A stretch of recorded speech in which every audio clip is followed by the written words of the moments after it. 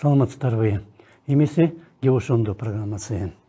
Бүгүн президент Садыр Жапаровдун Өзбекстанга болгон 2 күндүк мамлекеттик сапары аяктады.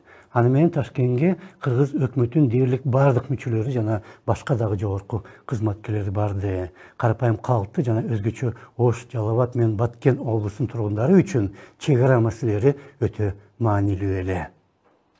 Эки элдин ортосунда эч кандай бөлүнүү болбош керек. Жанагындай чек араларыбызды ачышыбыз керек. Эки эл бири-бирине кенен кесир бир туугандай каттап туруш керек. Чек ара маселелерин дагы чечебиз. Биз маселени бүгүнкү Өзбекстанга келген мамлекеттик иш сапарым жөн эле келип кетиш эмес, бардык маселелерди чечип кетиш болчу. Ошол максатка жетем деп тереңишенем. Эки тараптын мамилелер кайра жаңыдан нөлдөн башталып жаткандай таасир калтырат жана ага Кыргызстанда январда жаңы президент шайланганы негиз бере алат. Буга чейинки президент Жээнбековдун учурунда дагы мамилени кайра баштоо аракети көрүлгөн, бирок 3 жыл ичинде дээрлик эч нерсе жасалган эмес.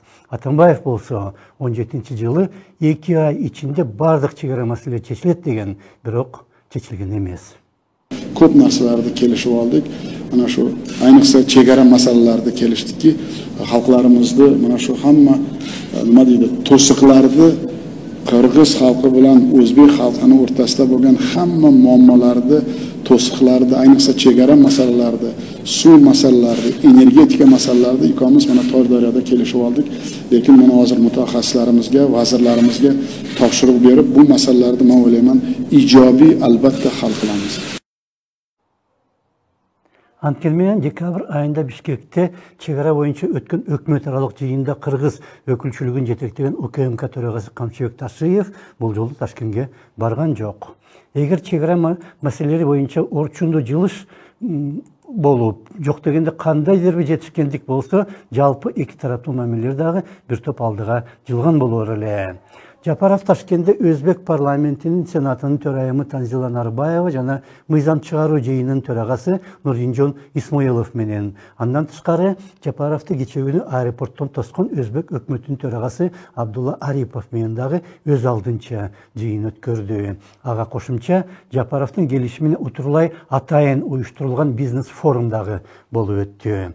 Бул форумга Өзбекстандан өндүрүш, айыл чарба, курулуш, туризм жана башка тармактардагы мамлекеттик ишканалардын жетекчилери жана Кыргызстандан Ташкентке барган ишкерлер катышты.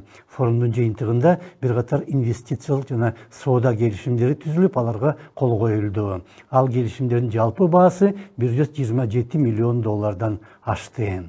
Андан тышкары Кыргызстандын энергетика жана өндүрүш министрлиги менен Өзбекстандын энергетика министрлиги ортосунда жана эки мамлекеттин саламаттык сактоо министрликтери ортосундагы кызматташуу боюнча келишимдер түзүлүп кол коюлду. Жалгыз ушул эле факт бул мекемелер ортосунда мурда андай келишимдер болбогонун көрсөтөт жана кызматташуу чындап эле нөлдөн башталып жаткандай.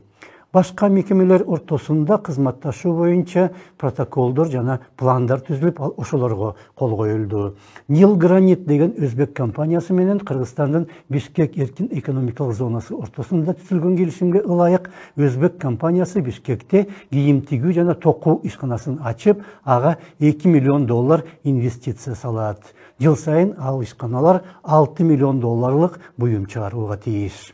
Акыркы күндөрү Орусия, Казакстан жана Өзбекстанга Садыр Жапаров жасаган сапарлар учурунда аны өкмөттүн көптөгөн мүчөлөрү коштоп барганы бул визиттердин өзгөчөлүгү болууда. Алар мурда макулдашылган келишимдерге гана кол койбостон, жаңы ошол жерде пайда болгон макулдашууларга да түзө алат. Негизгиси болсо бул визиттер таанышуу сапарлары жана ал жаңы бийлик үчүн түшүнүктүү.